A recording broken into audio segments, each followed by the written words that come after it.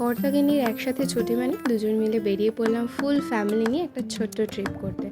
সকালে উঠে রেডি হয়ে আমার মা বাবা, রাজার মা বাবা অ্যান্ড আমরা তিনজন মিলে মাতারায় উঠে পড়লাম।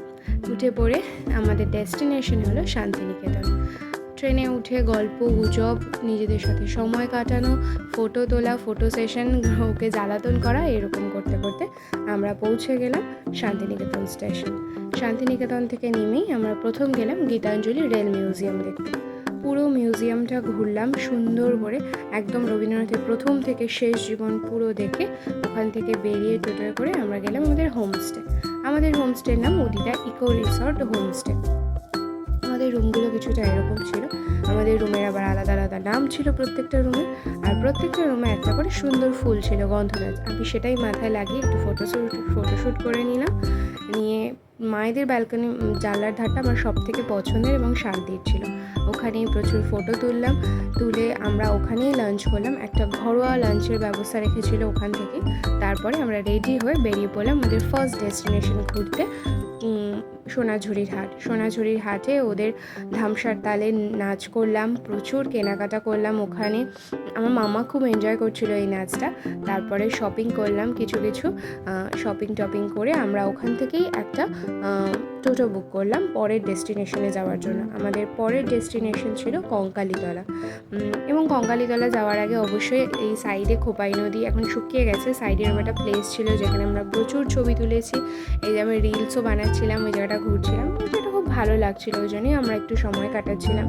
তারপর এখান থেকে বেরিয়ে আমরা টোটোয় চেপে বসলাম সবাই মিলে পরের ডেস্টিনেশন যাওয়ার জন্য কঙ্কালীতলা। আমরা কঙ্কালীতলা পৌঁছাবার পর, এটা হলো সতীপীঠের 51টা পীঠের মধ্যে একটা পীঠ। এখানে সতী মায়ের, এই জায়গাটার মধ্যে সতী মায়ের কোমরটা পড়েছিল। তো এখানে পুজো টুজো দিয়ে নিলাম। নেওয়ার পর এখন এখানে বেনারসের সন্ধেবেলা যেমন আরতি হয়, ওরকম এখানেও একটা আরতি হয়, সেটারই প্রিপারেশন চলছিল এখানে। তখন প্রায় সূর্য ডুববে এমন সময়। তারপর আমরা ফিরে আসলাম, এসে বিকালে আমি আর আমার হাজব্যান্ডকে নিয়ে বেরিয়ে পড়লাম একটু ঘুরতে। তারপরে এটা হচ্ছে ডে 2, পরের দিন সকালে উঠে তাড়াতাড়ি করে রেডি হয়ে আমরা হোটেল থেকে বেরিয়ে পড়লাম। আমাদের ফার্স্ট ডেস্টিনেশন ছিল সেই দিনের খোপাই নদী। ওখান থেকে বেরিয়ে আমরা গেলাম 3 পাহাড় দেখতে, সহজ পাঠে এটার উল্লেখ আছে। 3 পাহাড় দেখে গেলাম, উপাসনা গৃহ, তালগাছ এক পায়ে দাঁড়িয়ে, এগুলো দেখলাম। দেখার পর আমরা গেলাম অমর্ত্য সেনের বাড়ি প্রতীচি দেখলাম। দেখে ওখানেই অমর্ত্য সেনের একটা ইকোনমিক্যাল প্লেস ছিল, ওটা ঘুরলাম। ঘুরে টুরে সেই দিনকে মিউজিয়াম বন্ধ ছিল, যার জন্য আমরা মিউজিয়াম ঘুরতে পারিনি। এটা দেখে আমরা বেরোলাম আমাদের নেক্সট ডেস্টিনেশন সৃজনী শিল্পগ্রাম।